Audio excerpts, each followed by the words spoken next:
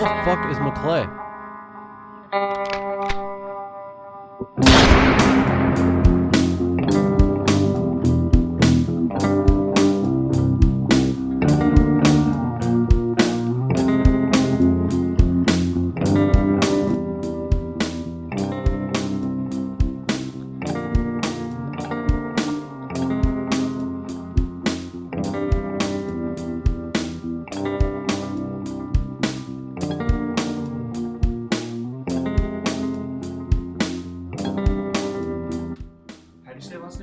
Mollicone. Mollicone? Yeah, Mollicone.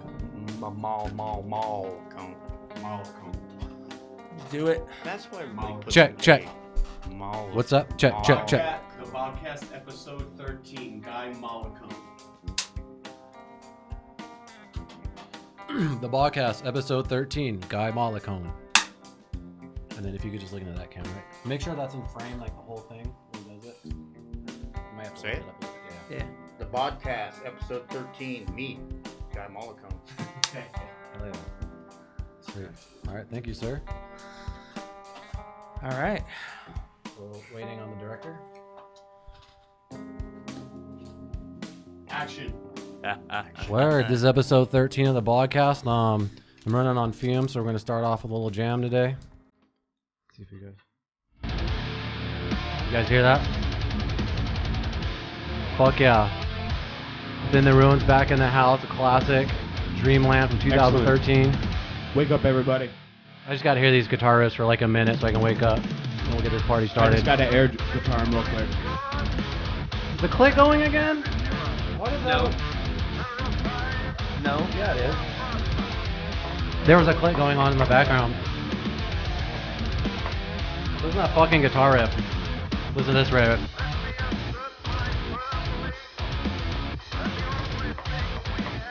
You guys talking in the background? Yeah, I think it's Franklin Delano Roosevelt's speech Yeah. during the war. You told me that at your house once when I was jamming. That's Jamming fucking it badass.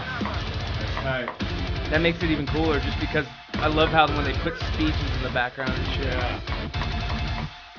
Fate has one like that with John F. Kennedy. Yeah. Really? Yeah. John F. Kennedy. The best one I heard was a local punk band, and they had Patton, in that movie Patton, Yeah. where he's talking about greasing the Yeah. treads of their tank, Yeah. and they're back in the background of their song. Hell yeah. Real cool. Right Do on. you remember who it was? They're called Fat Skins and Last Laugh. Local punk band. I think they've been around for a long time. Fuck yeah. I just want to thank Within the Ruins for allowing me to use their riffs. Fucking on the podcast. Favorite band. Anyway. This is episode 13. We got a very, very special guest in the house. He's a very good friend of the Bogcast, especially to the McClay family. I thought actually maybe you could introduce him. Me and this guy have known each other for, 20 years now, probably, or more. 20 years. Wow. This is Guy Mollicone. He is a good friend of ours, like Keith said, and he's a freaking canine genius, man. Yeah, we got have you on here to talk about all the cool shit that knowledge that you have with dogs, and we thought you had some great information that you could share with everybody, man. Absolutely. So I have a million questions myself, Yeah. so I don't even honestly know where to start. But- Go ahead. I was going to say real quick, tell us about Mollicone-Kennels and what you do, just to the people out there just a quick one, too. So we got two things. Mollicone-Kennels is the, Can you go? is the field dog side of it. So any type of pointing breed, hunts upland game, usually quail, pheasants, chucker. And then yourdogguy.com is my obedience side. That's Can you a show that plug. to the camera? That's a genius website name. Yourdogguy.com. Excellent. And it works because my name is Guy. Yeah, that's genius, man. That's got to throw a lot of people off. It's every once freaking in a brilliant, while, right? Do you just fuck with them when you can see that it throws them off? Yeah, I do. What's your name? Guy. Yourdogguy.com. Yeah. Yeah. Get it? Yeah. Oh, I love it. Yeah, you were talking earlier that you have your hands in different fields of just dealing and training dogs in general. So I was hoping you could just talk about that. Yeah. So the field dogs is kind of like my. Right now, it's my bread and butter, and it's my passion. but I like to do obedience as well. Anywhere from basic obedience. Well, like when you came in, or when I came in and your dog was jumping, Yeah. people call me for that stuff all the time. Mhm. So I do in-home training as well, where I go in, look at the dynamics of the home and reset the pack order and work with them, whether the dog's jumping, biting, all those things. Nice. That's All a the way huge from your benefit. basic commands to most of it's animal behavior. Like, hey, my dog's jumping on the couch or ripping up the couch or biting my kids. So they can just go to that website and Yeah. and just like book have you come over and do Yep. all those things. So right on, Yep. that's One awesome. of the crazy things is how, like, over the time, how you got into where you're at now, because you had a pretty kick-ass career there for a while. You were an architect, and I you did. you were slaving away doing the old 9 to 5, I was. and all of a sudden it was just like, screw this, I'm not even gonna do this anymore. I'm gonna do what I love, and it was like a switch. Yes. Yeah. So in 08, the economy dropped. I was in construction. Worked my way up the ranks and was making very good money. And got burnt out from these companies and just the construction business in general. And I had that's money. got to be crazy on top of And I had- the other bullshit. And I had money. Yeah, well, I was going through a rough patch, you know. And I had money. Yeah. And it was like, well, what's this all about? Mhm. It's not really that cool. Mhm. Like, I've been working my whole career for this, like Mhm. almost 20 years. And now I got 6 figures, but I'm just as broke as I used to be. And you hate every second. And of I it. hate every second of it. Yeah. I'm like, this is just not worth it. So now I'm just as broke as I was when I had money, but I'm happy. Yeah. Yes. Oh, dude, I'm in the So- same exact spot. So, take your pick. So it was pretty easy decision. At first it was a little scary, but it turned out to be all right. He took that leap that we all sometimes just stand behind for years and years and years, man. But the thing that people don't realize is once you take that leap, you really put a fucking lot of work into this, man. I saw you were. I was gonna ask you that, like, what kind of things did you take from 9 to 5 to when you made that leap to keep your business going, like, so where you didn't get lazy and do like things, you know what I mean, where to keep yourself motivated? And did you wake up and treat it like a 9 to 5, or like how did you go about that? I did. Actually, it was more than 9 to 5. It was a passion, like a deep burning passion. And then just constant, like, tinkering and studying. Like, I was a nerd. Like, I needed to soak it all up. I was like a dog nerd. And with the pointing dogs, I was born and raised with them. Mhm. But when I got my first pointing dog and I watched it point a bird, and all that is just means it stalked, they found it, they smelt it, they're pointing, it's like a stalking motion, like a cat. When I saw that, I was like, holy shit. Why, how, where, when, the whole 9 yards. And I just dove headfirst into them. Like, I got to know why, how, like, what caused that. Like, So why- just reading books, YouTube videos, just everything. Well, back then there was no YouTube videos really, yeah. but it was reading books and just finding other people that were in that sport and just hanging out with them. But what you just said there is crazy. That really blows me away when you think about it and you get really nerdy into it. Is that this is an instinct that they have now that was taught into them. You know what I mean? Bred into them. That's what I mean. Yeah, bred into them. And taught. That's amazing to be so good at what they do. I mean, right out the box, a lot of these dogs. I mean, they have the majority of the things needed to be a good bird dog. Yep. And that was bred into them over generations of time. Hundreds of years. So Well, let's talk about that breed a little bit, because I mean, is it safe to say you specialize in that breed? No, I was born and raised with Weimaraner's, which is like your German gray coated bird dog. You've probably seen the gray coated dogs. It's a German Weimaraner, big dogs. German bird dog, and then you got your German short hair pointers. And my parents had them before I was born. Yeah. So that was my childhood dog. It's interesting because families or people I think are kind of when they're older kind of get the dogs that they were raised with. Like, I grew up with huskies and stuff, and look, now I have a husky. You know what I mean? So It's it's such a part of your childhood yeah, totally. that once I got a home and got established and had a job, I'm like, I'm gonna get a Weimaraner. Yeah. Like, I need one. Because before that I had labs, think we had a pit. And I was like, you know what? I'm going to get a Weimaraner. Yeah. I don't know why. And then I took it out to go hunting. I met some people that my dad had, a club my dad told me to go to. And I just saw him. Like I said, I saw him point a bird. I was like, whoa. Yeah. What's that all about? How- Like, I had seen it when I was a kid with our dogs, but Yeah, they're But you're a instinct, kid. but not. yeah, Yeah. but as an adult, it was just, How much what was that? I don't know, training, research, or whatever did you do before you felt confident where you could go out and teach other people? Good question. That's a long answer. Well, we have So- this is a long podcast. So. So I started out, like I said, I got that dog. I had him when I was a kid. And I knew about the competition stuff from my parents, hearing stories about our dogs and competing and doing this. And this dog was great. And this dog could find 10 birds in 10 minutes in this hole. So it was kind of like this folklore type of urban legend deal. And then once I got my dogs, I started getting more dogs and more dogs. And then I got one particular dog that was really competitive. And I started putting them in competitions. And next thing I know, I'm just winning stuff. And it was just basically luck. Some of it was my skill level was a little advanced because of my nerdiness and researching. But a lot of it was luck, just getting the good dogs. And then I met a guy, and I said, you know what? I want to do this for a living.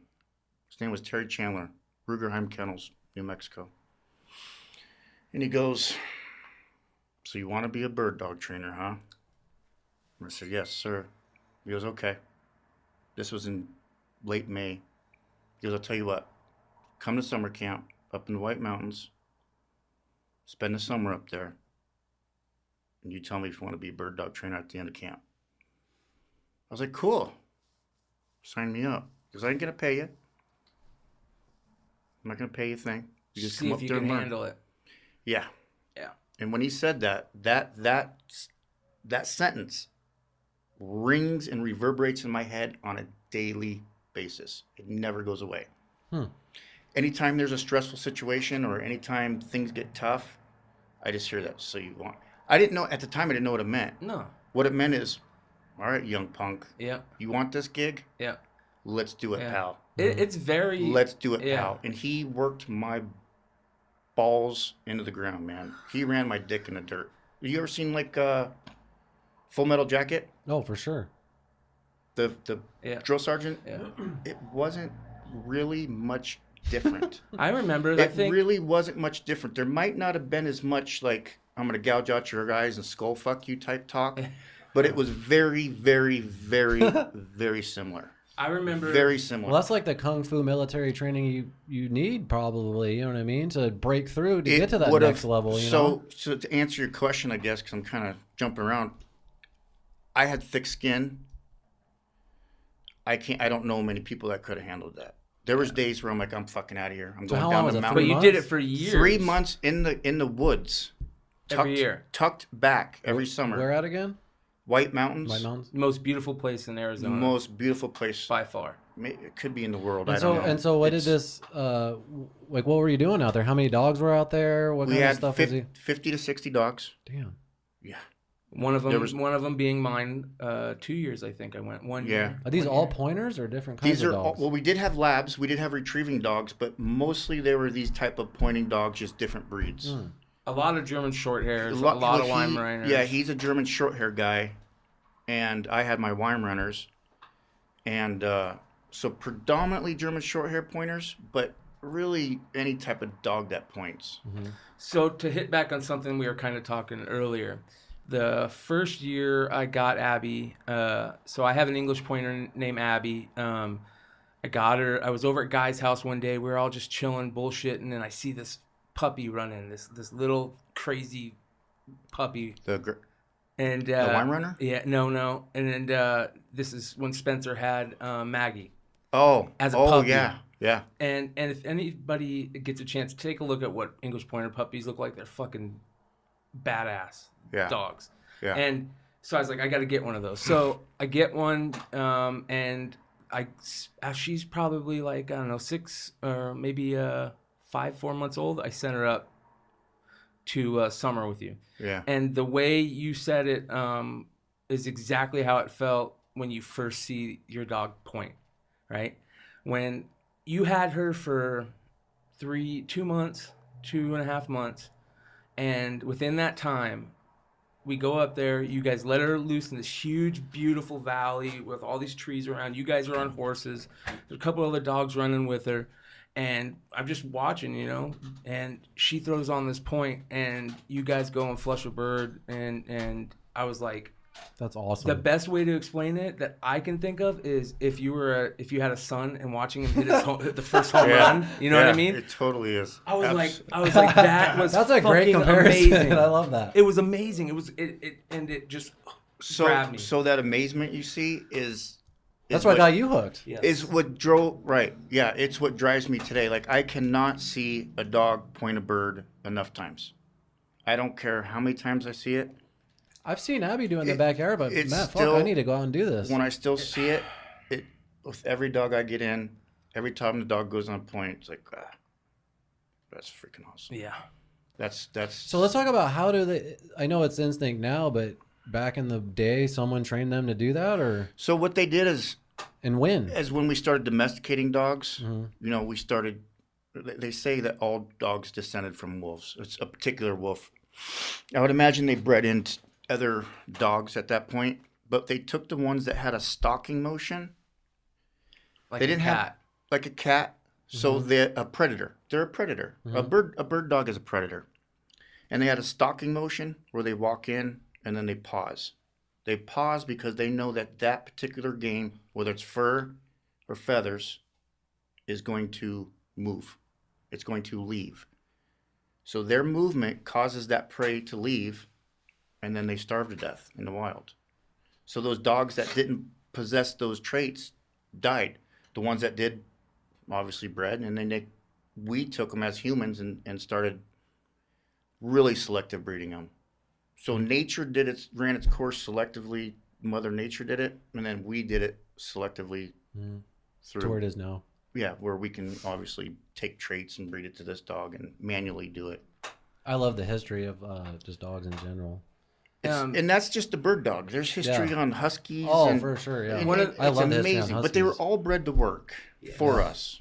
They say that this is something that's really crazy that blows me away every time I say it is that they have a direct correlation between when we took our big jump evolution wise, the big jump we took, direct correlation to when we started having dogs, canines as animals in our lives. They're a tool.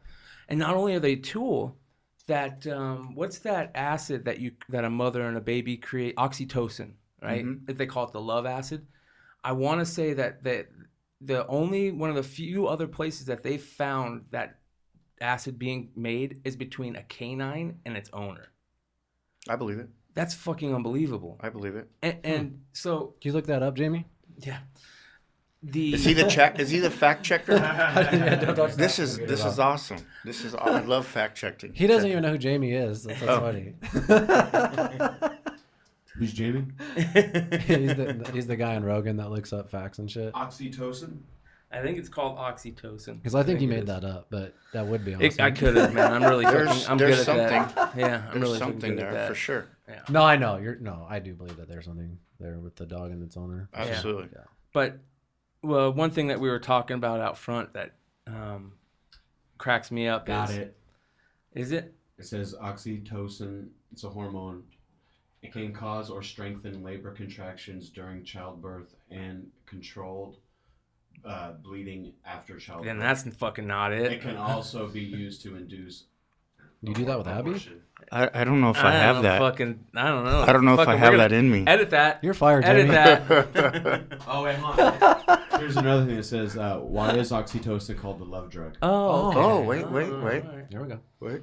Oxytocin is a hormone secreted by the posterior lobe of the pituitary gland, a pea-sized structure at the base of the brain.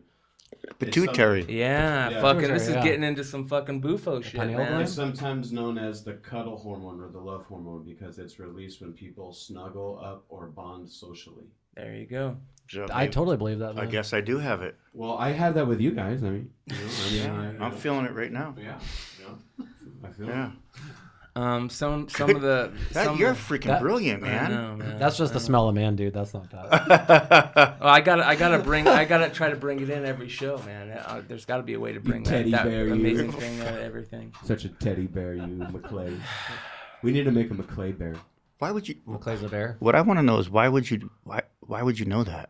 What about the love drug? Yeah, because I know about that. He listens to a lot of podcasts. Gotcha. So that kind of sends you to the same place, but much faster. Yeah. So, Gotcha. one of the things we were talking about up front is this is an amazing. It's kind of like its own little culture, you know. But it's just like the best way I can explain it is it's just like Little League baseball parents sometimes. Soccer. Baseball. Yeah. Because you've got some of these people. They're their kids. Yeah. Oh yeah. Absolutely. But these people are fucking nut jobs. Some of them are some real, but cool nut jobs. Don't get me wrong. Do you put clothes on your Cool nut doggy? jobs? No. They're all very nice people. But their dogs are like. He's trying to get a clip out of you. Yeah. We're gonna put this on. A lot of them are fucking nuts. Yeah. Yeah. They're absolutely fucking nuts. Yeah. But that's why I have a job. Yep. Because I try to take them and make them less nutty. Yeah. Because it causes the dog to have bad behaviors. I don't know if they're necessarily totally nuts because this is something that they care a lot about. It's lack of knowledge. You can't do what you don't know. And that's what I was going to get into because some of the things that always blow me away every time I go out and we go out in the desert. What something Guy does is he usually every weekend except on holidays. We'll get to that. Yeah. He has a group that he trains with in the middle of the desert, and they go plant birds and they shoot birds and they retrieve and they teach from the whoa all the way up to master hunter stuff but. Is that something you just do with friends, or something you do with people that can pay to go out and do? That's people another that service? Yeah. Those are clients. Clients, yeah. Yeah. What I provide is, it's basically like obedience class, but it's for bird dogs. Mm-hmm. So you come out, you learn. I teach you everything you need to know, everything I know, and we just work dogs. And I'm not like any other trainer. In the bird dog world, it's a little different. Like people have these secrets and they can't talk to your dog or come see your dog. I'm not going to show you how I trained it. But, like, it goes back to that statement that Terry Chandler said, so you want to be a bird dog trainer, huh? The way I feel is I'll teach you everything I fucking know. Everything. I'll never keep anything from you. If you want this fucking job, have at it, pal. Yeah. Yeah, you're there for a reason. They're paying you. You want to deal with other people's kids? Yeah. In your home? Dog shit? Dog food? Yeah. When they get hurt, it's a lot. I had a dog get cactus in its foot today. Ugh. I had a dog limping yesterday. Well, I got your dog. Say I got your dog. I mean, it's limping for 4 days. Do you really think I want to make that phone call? Yeah. Hey, bud, guess what? Your dog's doing great. It's learning a lot, but it can't fucking walk. Yeah. It's if you want that stress, then go ahead. So I don't have no problem giving people information. I'll give them all the information that I've acquired over all the years. I have no problem doing that. That's one of the things that blows me away the most is when you're out there and you're watching basically any dog trainer that's worth his weight. One of the things that Guy does that especially blows me away is he makes us realize that we overthink so much about our dogs and how to train them, how to get them to do what we want. We overthink it, and that's because we're human. When you really sit down and you think, one of my favorite stories is, I can't remember, I think we were like a dog park or something really late, and me, you, Spencer, and maybe Belanzia, a couple of us were out there, and these people show up and they have a dog, and anytime they saw that, when we'd say here to our dogs would come, and they're like, we can't get our dog to do that. No, we've tried years and years to get our dog to do it, and it's just not going to happen for us. And you go, I guarantee I can do it 100% of the time. And they go, what? And he goes, yeah, it's really simple. I can do it 500 times in a row. Yeah, he walks up to the fucking dog, puts a leash on it, and says here as he's pulling it to him, right? And then after a while, he, says good dog, and the dog knows when he says here, it means come to you. How fucking much, So you know what I I mean? pulled it in and said 1, 2, So, hey, real quick, 499. Damn. are we talking about Spencer Friedland? Yeah. Yeah. He has a pointer? What's up, Spence? Does he have a pointer? Spencer has Brittany and a Weimaraner. Well, Murphy. I think Mac got out. Max and fucking Maggie got out. And Maggie. That's right. How many dogs do you own? Oh, I don't know. You don't know? Yeah. Oh my God. I don't know. Maybe like 8. Yeah. Damn. Some of Yeah. them are for sale, though. Like I train, sell. You Yeah. breed. Some of them are breeding dogs. Yeah. Which is a whole nother side of the ball game, and that the breeding. What's your take on the breeding world right now for dogs? I think people need to be educated. Yeah. I think pit bulls are probably the greatest example of educating. Especially during the summer seasons here. A lot of people are. Does there need to be stricter regulations or laws or something? Is it lack of that? I mean, can you regulate it anyway? I mean, I don't think so. no. I mean, No what one can be stop you done? no one can stop you from just breeding dogs in your backyard. Yeah, because you're just an idiot, you know. Because Nobody can sometimes it stop just you from doing happens. it. Well, Right. but there's too many morons breeding dogs. You know what I mean? Well, Absolutely. they ruin complete breeds. Look at German shepherds. Yeah. Yeah. That's a problem. Well, it's not, to be honest with you, it's not necessarily the backyard breeders. It's not like, hey, I got this beautiful pit bull and I got this beautiful pit bull. Let's breed them, and they make these pit bulls, right? You see it all over the place. There's pit bulls all over the place. the mill? Is it the mills? No, it's gonna sound horrible. The people that are ruining the breed, I'm gonna say this, the show breeders. Yeah. I believe that. Because you're breeding the instinct out of the dog. And I know I'm going to get hopefully there's not a lot of people listening. We don't have a lot of listeners. Thanks, yeah, asshole. no one listens. No one watches this. You're So good. you're breeding the smarts out of the dog. Here I can sum this up pretty easy. Let's just say you're breeding for a coat. You're just telling the truth. There's nothing wrong with that. You're breeding for a coat. You know what you get? It's very simple. We make this very simple. You get a fucking beautiful coat. Yeah. Yeah. Well, it's not funny, but It's that simple. you know. You breed for longer ears and maybe a different head type. That's what you're breeding for. So are those dogs just dumb as shit? That's or what you get. Well, they're making all this money not- on they- ruining the genome of the dog. So They're they go and changing they it. put, it's the AK. It's not. If I had to complain about anything, it's our kennel clubs. Yeah. So like the AKC, American Kennel Club, it's a business. Is that not hyped up as it usually is? Because a lot of people talk about that. Like that's a It big deal. doesn't mean anything. Yeah. Yeah. Like the dogs can be registered AKC. To be honest with you, I have a Great Dane, and we had a Rottweiler. I didn't want them AKC'd, and I breed AKC dogs Wow. What's the reason for that? because I didn't want a pretty dog. Yeah. I wanted a dog. You didn't care about that. When they breed for the certificate. show ring, they're breeding for just cosmetics. Yeah. Okay, they're just breeding for a hot chick or a hot dude. And it's That's not even it. a tool at that time. They've taken so much. So yeah. the dogs, you see the behavior of these dogs. They don't act like dogs all the time. They got weird personalities. They can't perform certain tasks. They're scared. They have fear biting. They're just incomplete I animals. feel like that's Act like that happened to robots. humans Yeah. also in our generation in time now. The same Yeah. thing. Yeah. So the show ring, like I said, when they breed for specific traits, that's what you get. Yep. Yeah. You know, when you're breeding for a working dog is probably a smarter dog because it's got to perform tasks. It Yeah. has to work. Yeah. We're not breeding for looks. Yeah. Okay. Of course, we want it to look. If I'm gonna breed a German Shepherd, I want it to look like a German Shepherd. Yeah. But I'm not gonna say, oh well, the dog's a little tall in the front and a little weird in the rear, and it's. Its conformation's all messed up. Here's the other thing about our bird dogs with the conformation ring versus us. My dogs can run. Brian knows this. Our dogs can run 2 hours straight top speed. Yeah. I shit you not. 15, 20 miles an hour. Damn. I shit you fucking not. crazy. Their dogs cannot. And our dogs are also great fucking house dogs. So they asked me, well, Guy, how come you don't do hip certification? Why don't you certify your hips to make sure the dog doesn't have bad hips and bad elbows?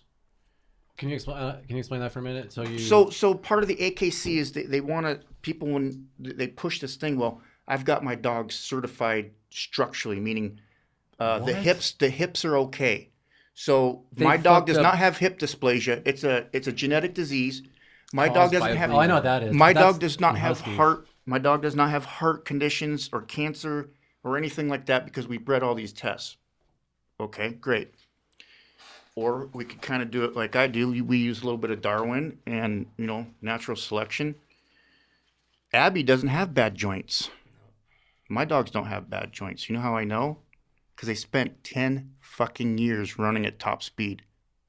Yep. For years and years and years.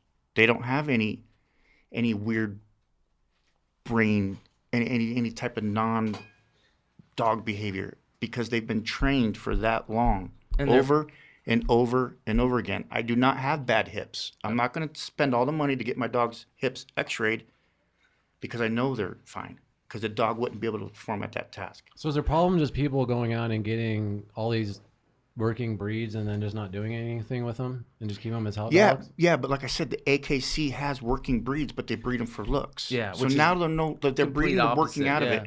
Here, so check this out. This is crazy. So with our dogs, these bird dogs, okay, what do we talk about? Not 1,000, 100 to 200 years. Yeah. Maybe 500 years with the English Pointer to create this dog selectively breed from wolves that stalked all this stuff we just talked about.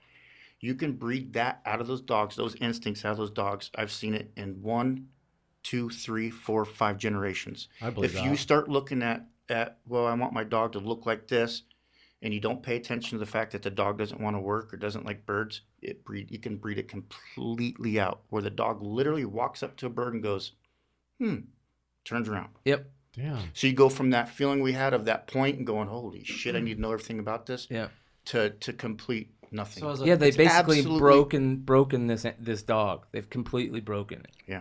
So as a dog buyer, if you were to go buy a pointer and you were just say to go on Craigslist or wherever, and you don't know if you're getting the harder working one or the one that's been bred out, really, do you? I mean, does that make sense? I feel this is gonna be crazy. I'd rather buy a dog on Craigslist than go to a show breeder. We got Fabius off Craigslist. I think that's a good place to get a dog. I mean, because here's the deal: the guy on Craigslist, he probably has 2 dogs that like to hunt, but he's not breeding them because they look pretty. Yeah. So therefore, you have run a higher risk of, your odds are better of getting a dog that wants to hunt. Yeah. From the Craigslist than you do from someone who's just breeding selectively for a coat. Because like I said, when you breed for coat, what do you get? A coat. Yeah. Damn. That's crazy, man. So we were out not last Saturday, the Saturday before, and it was one of the first days that it got really fucking hot.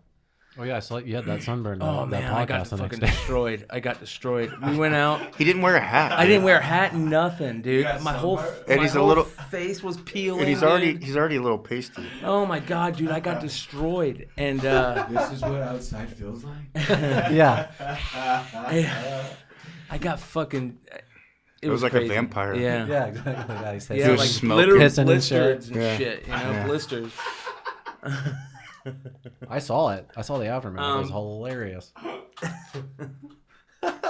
But we're out there, and we were probably out there. I was out there for probably like 7 hours, maybe. You probably stayed out there 10 or more? No, about 8 hours. Okay. So anyways, you do this constantly. I'm out there. Man, I got home. I sat down for 2 minutes, and I went, holy shit, I'm old. I'm fucking old, and this is ridiculous just from walking. But the other crazy thing is, you do that with a fucked up back. Uh-huh. And one of the things that I wanted to have you guys talk about is how you are dealing with your back issues that you've had for years. Yeah. Because Keith's actually kind of going through the same thing. He told me that. What? He told me that. So what? How did your back issues start? Genetic. Well, now I found out that it's a genetic spondylosis, I believe. I have a narrow. Where your spine or your, what do you call it, runs through your spine. The cord. Yeah. Your spinal cord. I don't have enough space for it. So there's not enough fluid. And then and then I have degenerative discs, so they break, they tear, they herniate. And then with the lack of room in there, it doesn't take much of the disc to get pushed on those nerves and on that spinal column. And I think it was part genetic and then just part just playing sports, maybe. Yeah, that could be it. But I don't blame it on the sports. I mean, I think I could have fell off a bike. Yeah. Or I could have walked and fell off a curb. What about the degenerative disc disease? What do you feel about? How did you think you got that? Do you think that was? I think it's hereditary because my parents have it. Yeah. My dad, they've always complained about back problems. I have it too. I have that too, actually. My mom had back problems. And I remember the first time I call, we call it pulling your back out, which really means you have a disc protruding out, whether it's herniated. I have both bulging disc and degenerative disc disease. Right. So when our discs are bulging, we just say, "Oh, my back's out." Well, it's really a bulging disc. I can remember the first time I had that was 13 years old. I was bending over for like a ground ball. Something went tink in my back. I was like, man, that don't feel right. It went away pretty quick, a couple weeks. So like I'm saying, that's got to be genetic because I'm 13 years old. I hadn't put a whole lot of strain on my body at that point. So now, I started out with the herniated discs in my low back, and now I've got them in my neck. Oh shit! Which made my left arm go numb for about 6 months. So I mean, how do you deal with all of this? I mean, are you in pain? He goes and rolls at Lotus. That's the other crazy thing. That's insane. That is insane. So I feel like a huge sorry, pussy. I didn't mean to throw that in there. No, I feel like the biggest pussy right now. Yeah. You gotta. I have the same thing. So I think the less active I am, the worse it gets. So I started pushing myself physically, and I started noticing. I'm not saying I felt better, but I didn't feel worse. And I pushed through that pain, thinking, well, shit, I'm making it worse. But then after you take a few days off, whether you're running, whatever, lifting weights, doing whatever, walking a lot, I noticed it didn't hurt any worse. So I said, well, I'm not making it worse. Yeah. And then I believe that to stay active and yeah, for sure. And then after a while, those muscles strengthened up, I think, and it supported the back. I think your abs. I don't do sit-ups, but I think now through JiuJitsu, the core has really helped my back. Within the last 2 months, I've working out my whole life. I've never ever, for some reason, incorporated my core. I don't know why, but for some reason, the last 3 months, I've dedicated more of my entire life to it because I realized that is the most important is core. You know what I mean? Especially for my back. It's unbelievable. And I've already can feel a lot of I could already feel a difference from just that. But what I want to ask you about the degenerative disc disease though is were the muscles in the back all tight? Like are they rock solid for making it for that compensation? They still are. They still are because my whole lower back, the muscles are literally it almost rocks. It almost feels like it never lets up. No, and I can't turn much, and I spend half my day on a pull-up bar just trying to stretch it out on an inversion table, or with Fabius's ball just rolling on it. You know what I mean? I do the same thing. I spend 6 hours a day just doing that. I do the and I cannot wait to go do that in between these two podcasts because I haven't been able to do that. Almost like you feel like there's parts of the day where I'm like, I need to roll out my back. Oh, for sure. Yeah. I have to roll out my back. Right when I wake up, dude, I have to hang on a pull-up bar just to decompress my spine. What I would recommend, and I haven't done it yet, is some type of yoga type stretching. The reason is because we do the jiu-jitsu, and I've noticed that's made things a lot better. Even though it's a grappling and you would think it'd be bad, and it might be down the road. But right now, it's made me more limber and more flexible, and it's strengthened up my core to where now my lower back, I have no issues. Really? But I like I said, in the beginning, it did hurt. I just said, screw it, fuck it, I'm gonna muscle through it. Gave it enough time. I think once the muscles got strengthened and the core got strengthened, then the pain started going away. And then on top of that, I could touch my foot to my head at one point. I can't now. When you were when I first started. Yeah, because after the neck, I had to take some time off. Do you get any pain in your hips? Like on the side of your hips from it? I used to. It used to stretch around. Yeah. It used to stretch That's where around. mine's at. I have really bad, So there's a specific workout routine that you did, or like you just strengthened your back and core and that was it, really? Well, the thing that jiu-jitsu does is that's all it is a core workout constantly. The grappling is just core. Yeah. So. But a lot of the moves are yoga moves. I do yoga. Do you? I do 30 days of yoga with Adrian on YouTube. So let me. Whatever, man. I'm getting ready to do DDP. A lot of people probably know what that is. It's pretty. I'm getting ready to do that DDP shit, man. What's that? The the Dallas. dude? Oh my god. Yeah. DP. Diamond Dallas Page. Oh. DDP. Yeah. He's got a yoga thing that he created just for people that have fucked up backs because he couldn't walk. He has one of the most inspiring videos of all time with that guy who just stuck to it. Yeah. The guy who could Razor literally Ramon fucking and Jake walk. the Snake. And then like 9 months later, he's fucking sprinting. Yeah, paratrooper. So when in my paratrooper. recovery with my back, this wasn't like 2-week recovery or 6 months. I herniated my first discs in my lower back in 01 and 05. I'm sorry, 03 and 05. So it's been a while. Yeah. And then it would have flare-ups and then get better and flare-ups and get better. No surgeries, nothing? No, I did not do any surgeries. I didn't want to. I know. I just said, I'm on the brink of it. Like, I've seen 3 surgeons. Obviously, they just want to cut you up because they're surgeons and they just want your money. They do. But that's the first 2 were just creepy, and I just didn't want them to. The third one I actually trusted, and I was like, yeah, I'm gonna do it. And then I actually found out some other problems I have with my hips and shit now.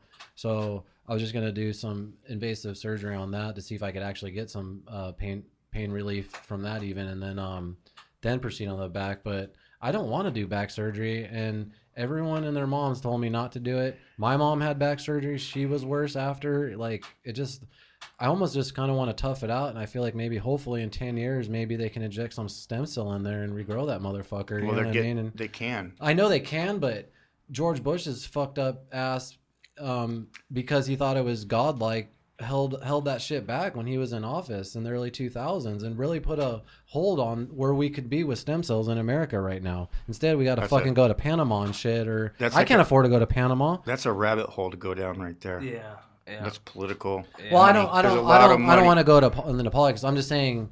No, stem cells should be like, we should be able to go and get injected stem cells through our whole body right now, and we can't, and it sucks because of that dickhead. Absolutely. Absolutely. Maybe I should. Yeah, I'm definitely. We could talk about that for all the way to episode 60. We should. No one's gonna fucking listen. Yeah, I know. There's too much money being made somewhere.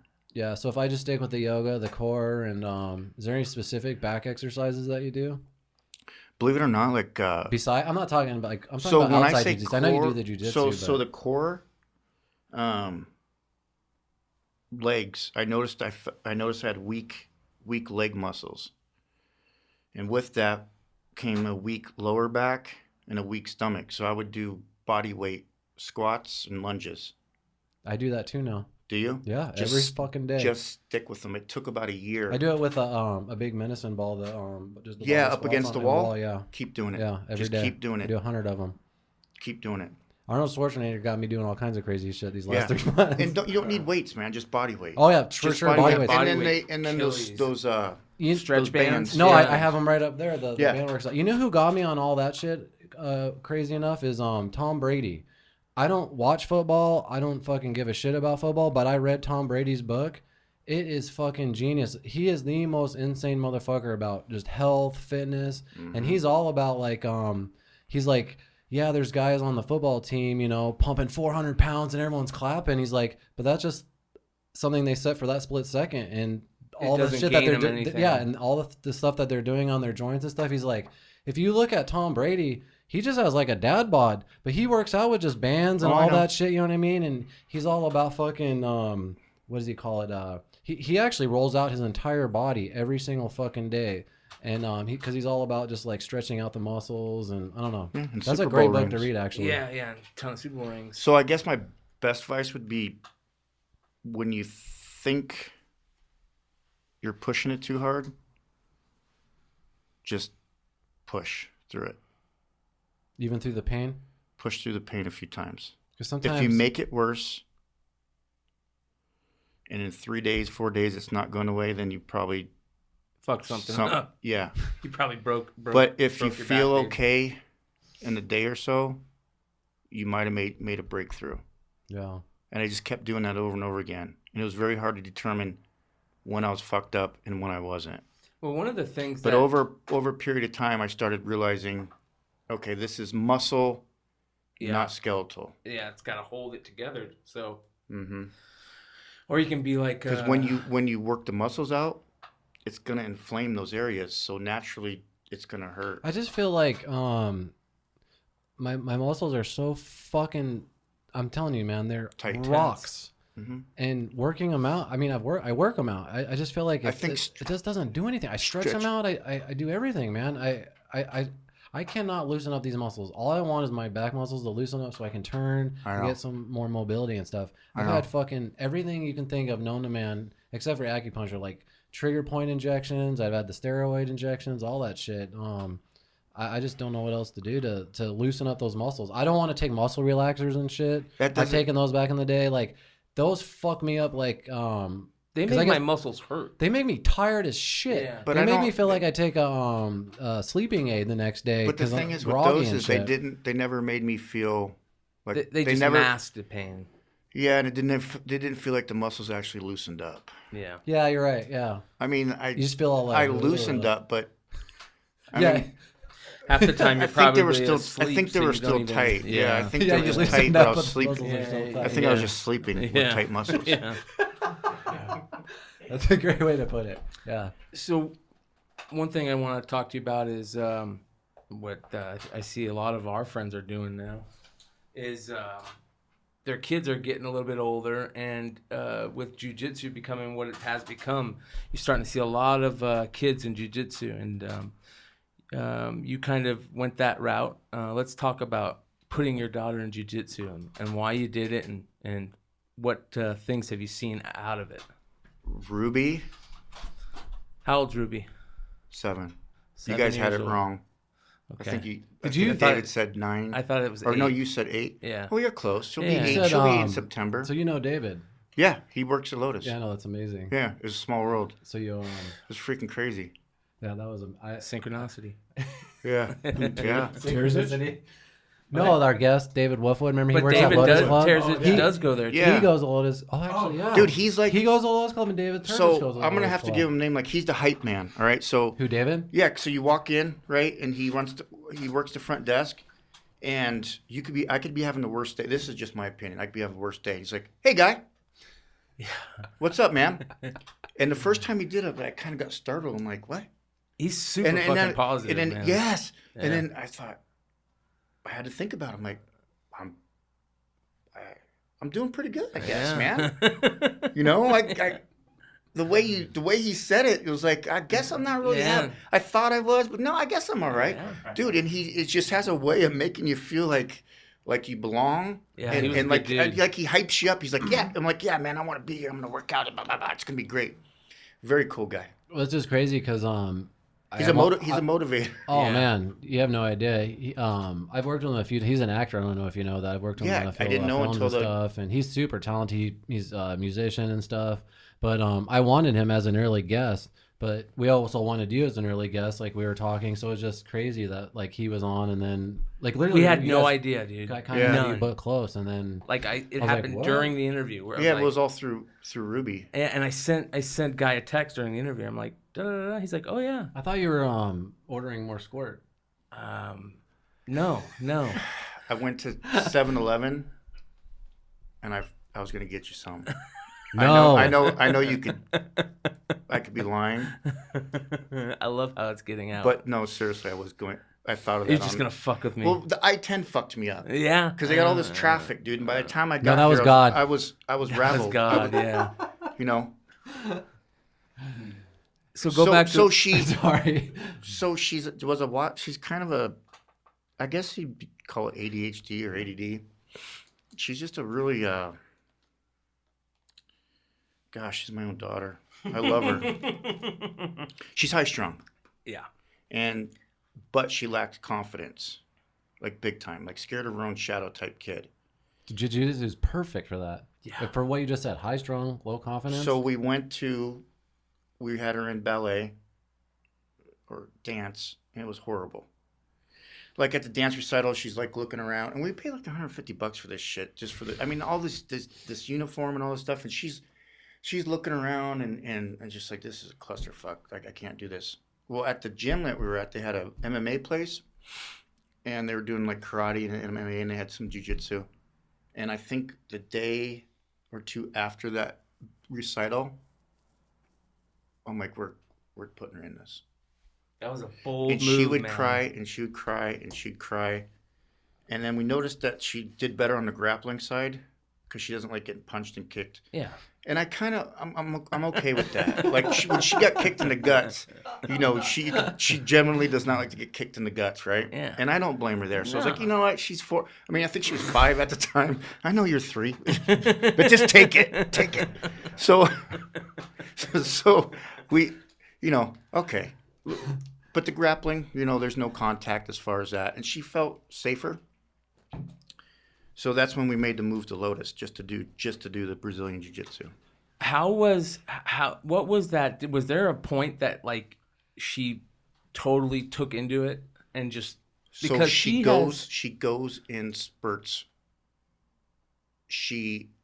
Her confidence goes up and down. It's weird because as she grows, you know, the kids grow. Some kids get better. She gets better. She gets worse. The other kids get better. She changes weight classes. Yeah, she's always age group, and it's evolving. As she gets better, the competition gets better, and that's the one of the kids at best the things gym about get better. it. Yeah. So she's having to learn, and not being a millennial kid, she's got to learn that, hey, when this kid, you used to wipe the floor with this kid, but now this kid smoked your ass. Yeah. And guess what? He probably did it. Well, he just one kid just matured. Yeah. Okay. Yeah. Well, that's how life works. Okay. Yeah. So you're just gonna have to train harder. As a kid, you don't understand that though. She doesn't. Because But it's I look so back at important. like when I was a kid and all my friends who like there was a couple friends who had armpit hair in fucking 5th grade and shit, and they yeah. were just dominating everybody. But then we all caught up. You know what I mean? But I didn't understand that. I was just like, I didn't either. holy What? shit, these guys are But phenomenal it's good athletes. we're trying to teach her that. Though, Yeah. That's amazing. Because I didn't quite understand it either. When she was, did you see that point in her though? When like was it when she got her first choke or something? No, turning the leaf. Did she turn the leaf? Yes. What There David you go. brought up. Yeah.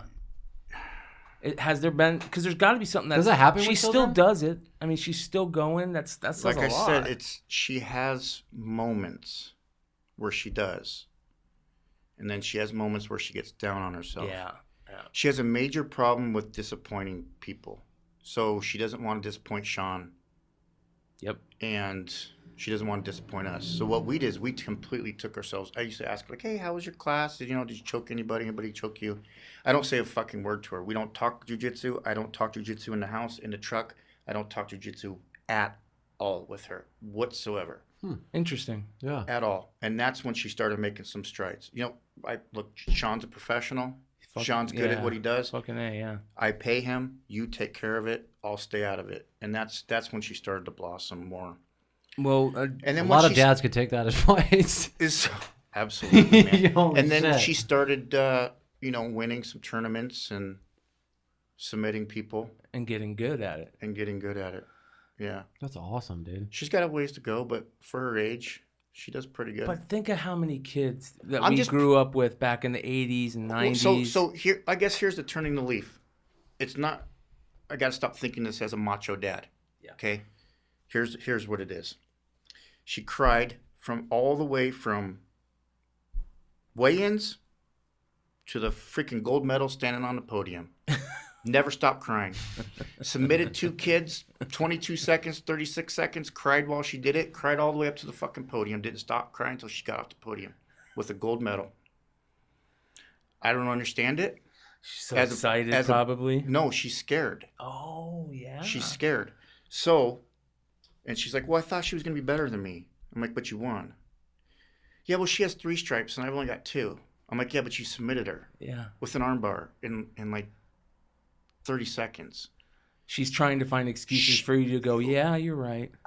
I don't know. And I you can't can't- figure it out. yeah.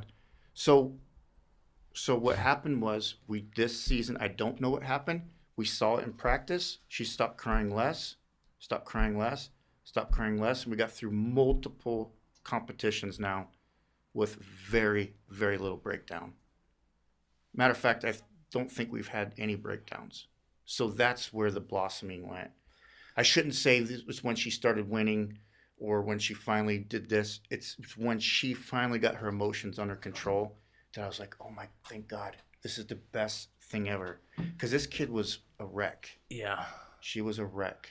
Well, think how many kids back, before, just even 10 years or further, that probably got put on some medicine or some type of, whatever it is. Yeah, for sure. ADD type stuff or something. Ritalin. Yeah, Ritalin. You remember how many kids that we grew Adderall. up with?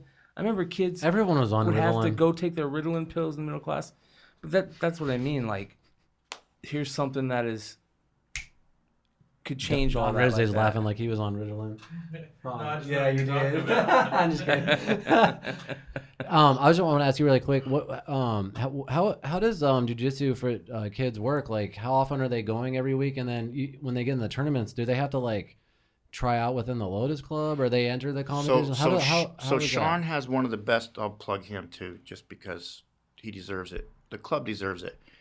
So the way his kid program works is, I think you have to be four to join or to start, okay? And then it's just based off of time and grade. You can go as much as you want. Mm-hmm. I think for kids, you can go 5-6 times a week. So there's a commitment there for the kids and the parents. Then he'll make an evaluation based off what he sees, and he'll say yes or no. But during those 5 to 6 times a week, how long is that? For like an hour? 1 hour. 1 hour? 1 hour. Yeah. Yeah. That is a commitment. It's a commitment. Yeah. And there's conditioning involved and drilling and learning. Yeah. And Sean's not easy on the kids. Yeah. If you're a millennial type parent or you believe in equal everyone participation gets trophies, then don't go. Yeah. Don't go. That's great. Fucking I love A, that. yeah. And that's why it's perfect for us. Yeah. You got to be accountable. It's discipline, man. Yeah. It's discipline. And it And also Sean sucks holds them to everybody the- in. And he holds them to the fire. He doesn't let them slack off. There'll be kids sitting against the wall for goofing off, doing wall sits. All practice. And you know what? Good. No parents don't say a word. They go, No. oh, make them wall sit longer. I don't think there's not enough parents in the It world that keeps- are willing to let their kids go through anything What's like cool that. about it is They would like, no, that's not, you know what I mean? They would pull them or something, or it's cool. That's because so all of us- great that all you're the doing that parents for your think kids, alike. man. So we might not be, we're not necessarily friends, but that's why they call it like a family, because we David brought that word up a lot, family. We are like-minded. Yeah. Like, we don't let our kids get away with this shit. We let Sean yell at him. We're not the type, oh, don't yell at my kid, or my kid deserves this, or my kid deserves that. None of these parents are like that. And the ones that are, don't come. Yeah. Which is So nice. we're all like-minded, which makes it a family, Yeah. you know? And it is a family because you're around each other so much too. Yeah, that's cool. And also, like, when you roll, now that I do it, it bridges gaps, dude. Like, it bridges and fills holes of people you normally wouldn't associate with for certain reasons. Oh yeah. What do you mean by that? Prejudices.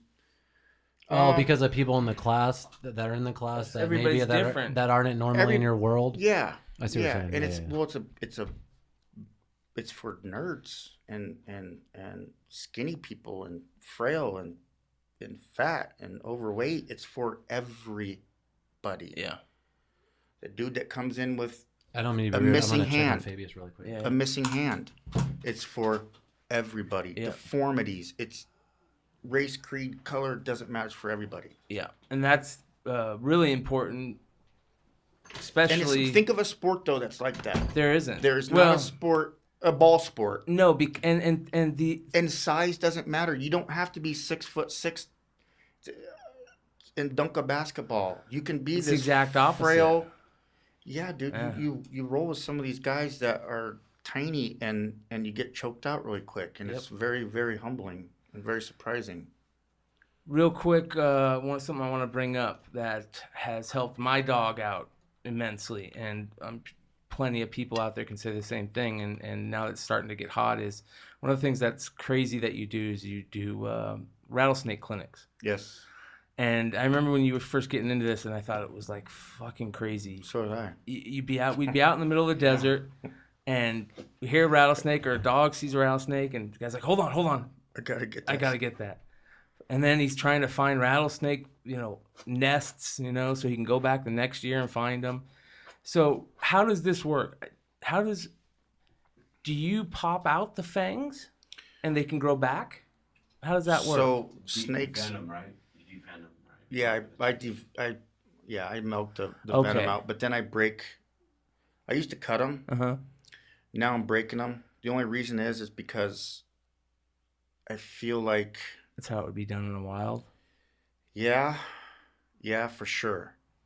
And I just feel more comfortable because there's a jawbone there. Yeah. I feel like I have less chances. I do not want to hurt the snake at all. Exactly, yeah. For two reasons. One, because I'm not a psychopath. Asshole, yeah. And for two, I need it to make money. Yes. Okay, so I feel like I don't fuck with that jawbone as much. And yes, so sometimes they'll strike something and they will break off. So that I thought, you know what, I'm just going to crack it off. But they shed them, so they have backup fangs. Yeah. So they're going to shed them anyways.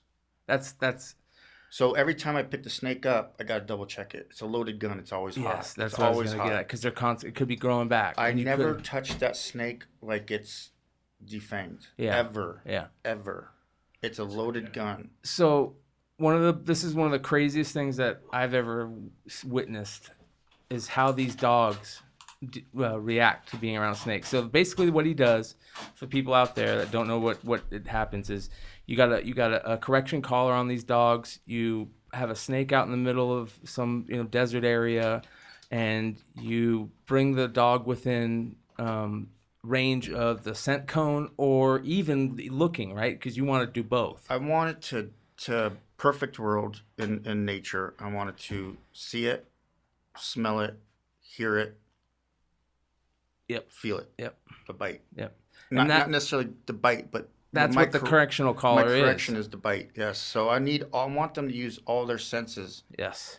And when a dog, it's crazy because I remember when Abby got it, she picked it up and I didn't notice, but you noticed it immediately. The dog has, because she smelt it first, and you could tell that she had smelled it. Yeah. And It's harder for you guys to see when you're walking the dog. yeah, yep. It's easier for me to see because I'm down low with the dog, so I can read the body language. One of the things with Abby is, and which blew me away, I was really worried it was gonna, I'm going in there as, I'm a pet owner like all of us. I know. We're all pet owners. We all love our dogs.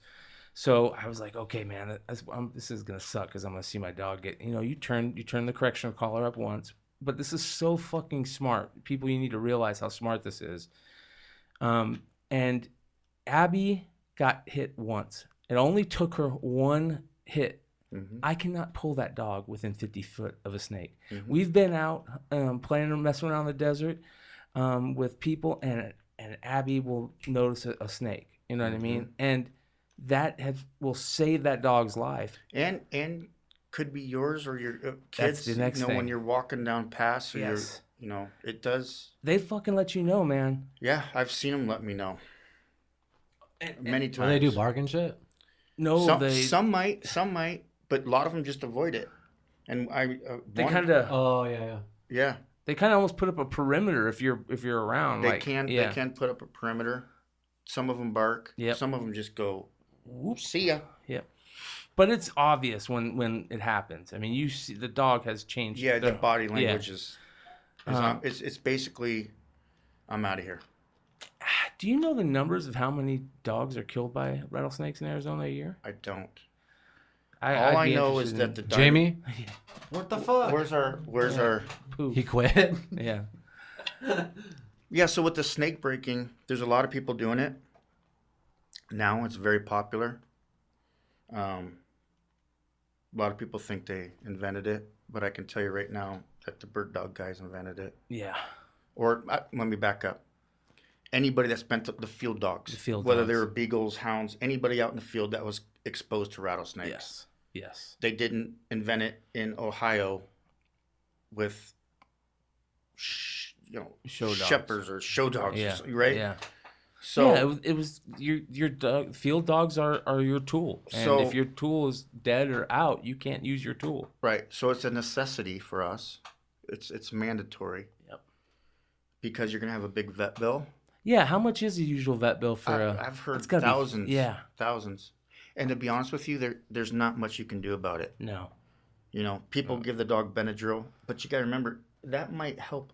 I don't know if that even helps. I heard that because it's going to give you a couple hours at most. I don't know. See, the thing is with the venom is it might help because it causes swelling, but I don't know if an antihistamine is gonna solve that, because what it is the venom is necrotic, right?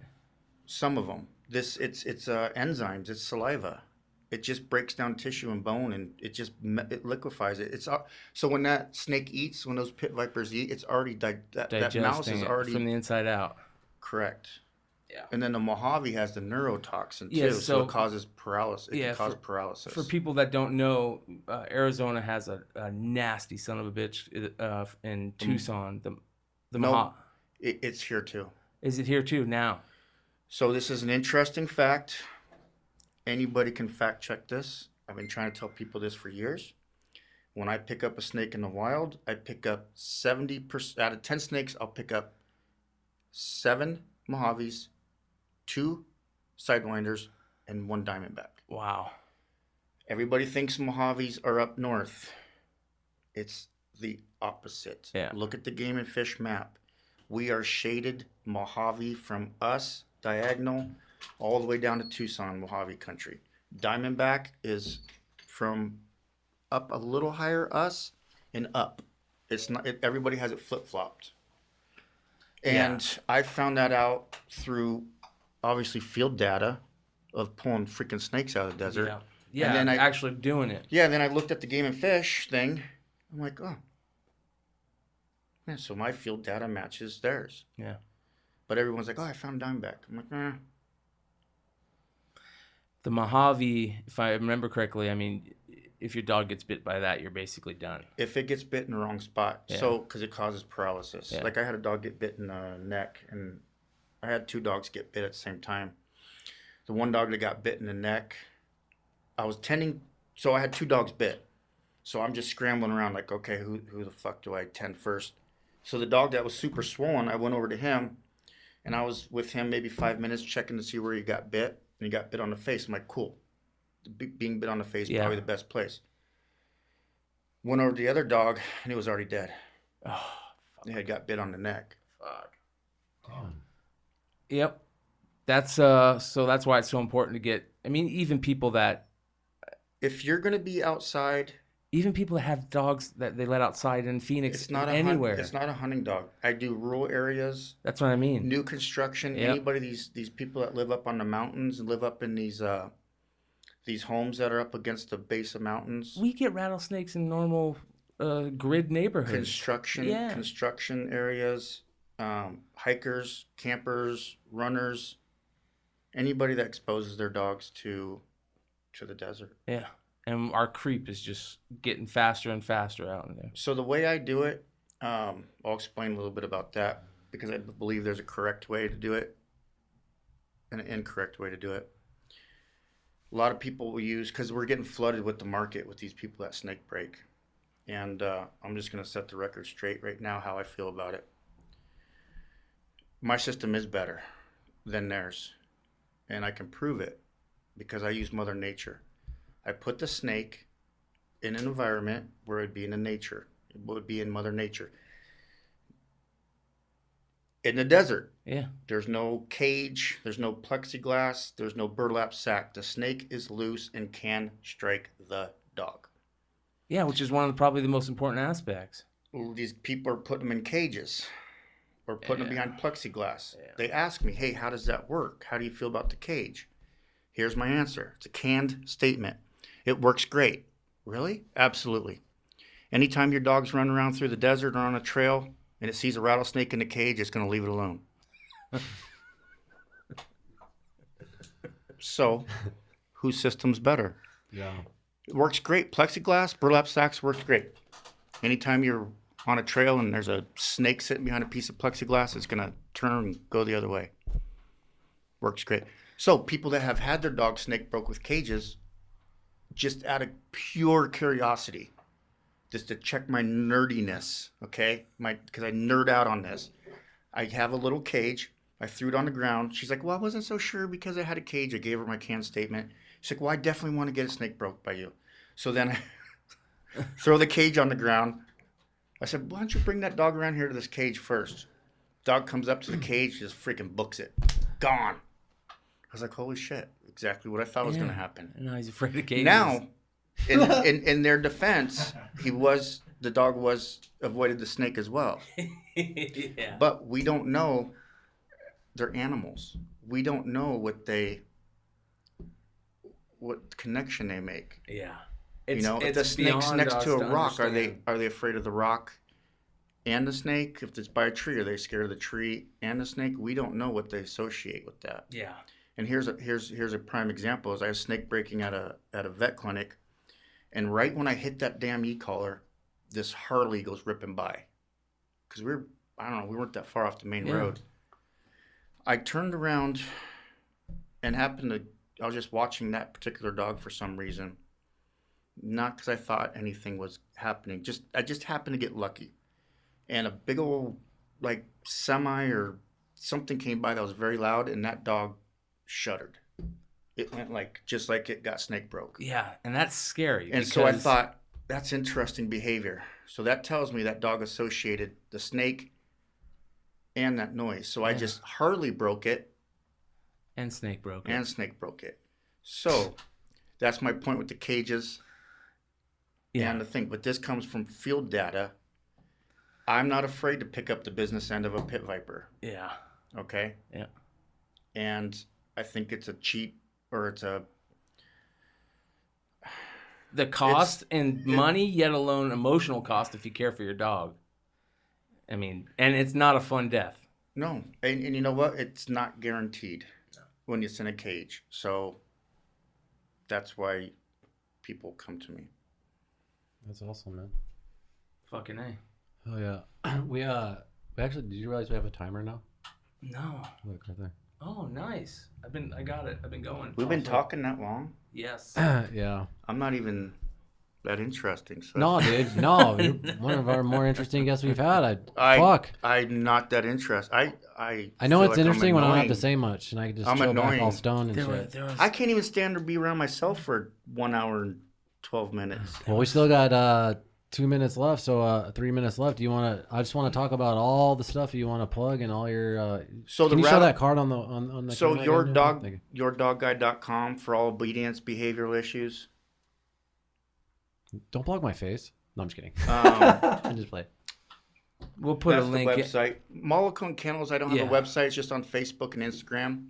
You can see what we're up to there. There's hopefully he'll start taking some more. I got some videos I got to send you to put up on your Instagram. We need videos. Yes. I can't shoot videos and run this and the collar and like just all this stuff at the same time. But hopefully I'll be able to get out there a little bit more often. Man, it's gonna be getting crazy here soon. The heat's starting to get. I know. So we should bring out a film crew out there and film some shit and like make a little commercial, little 15-minute badass ad, dude. We could do that. We could totally do that. I'd love that. Yeah. I'd absolutely. Oh man, that would be awesome. Absolutely love that. Yeah. We just gotta plot out the snake, beats and the snake avoidance. Yeah. Is something that.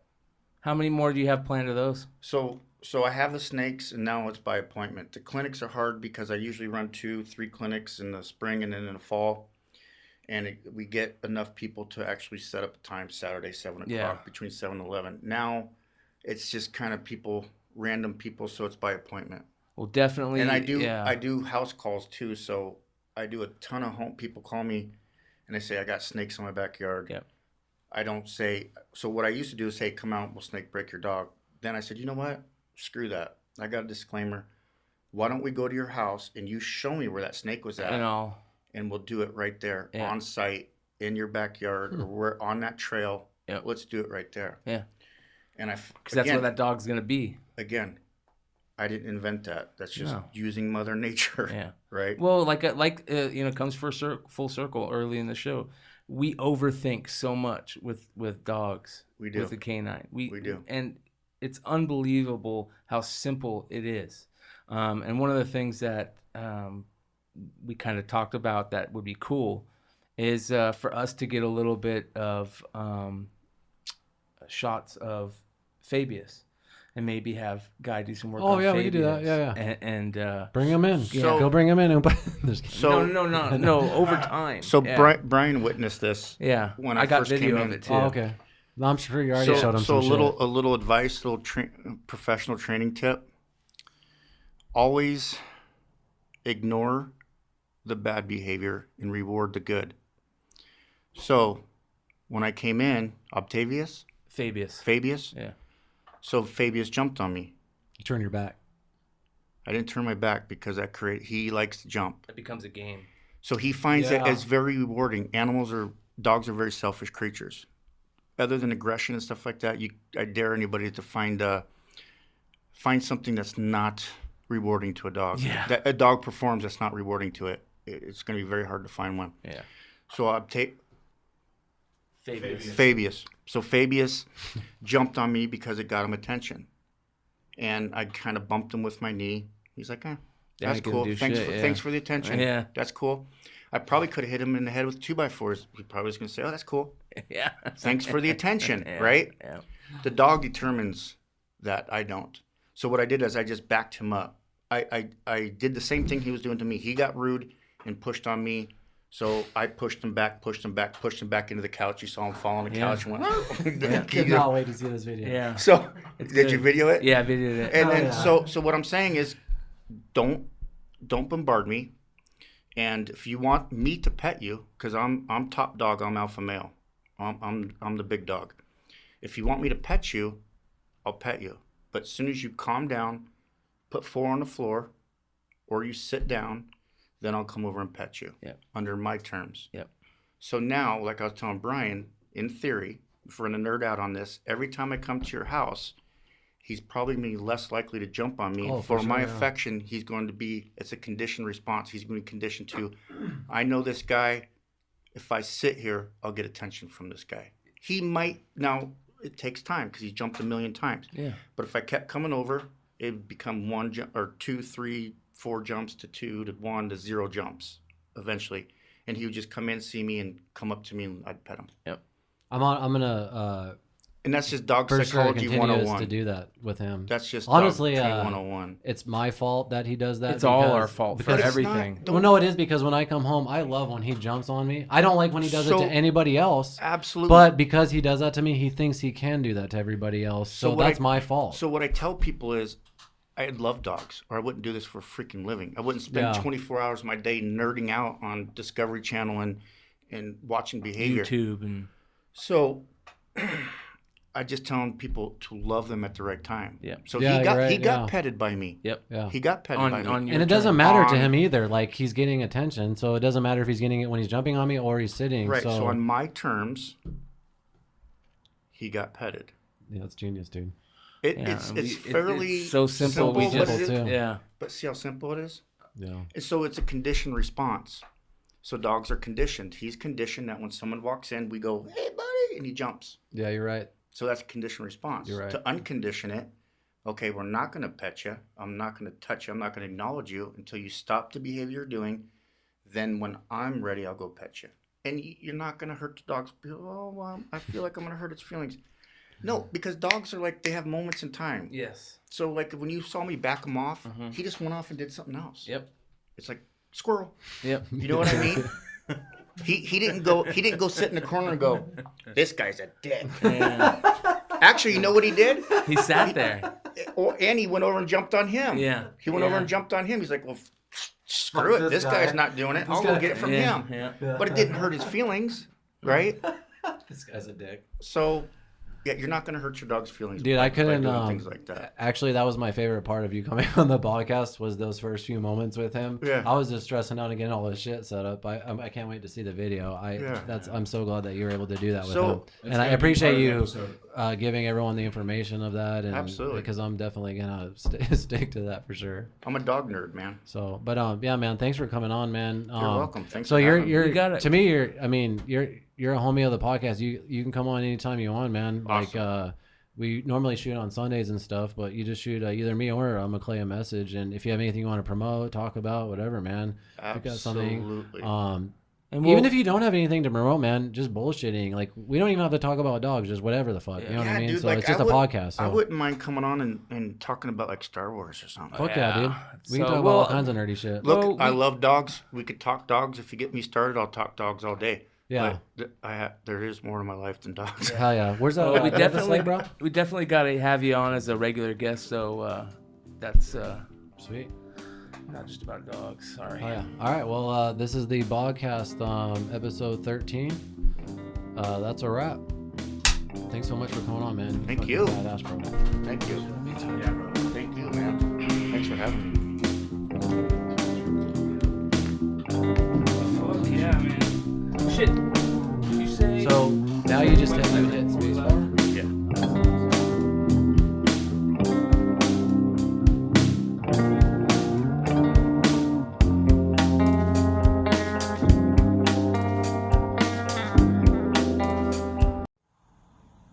Bang!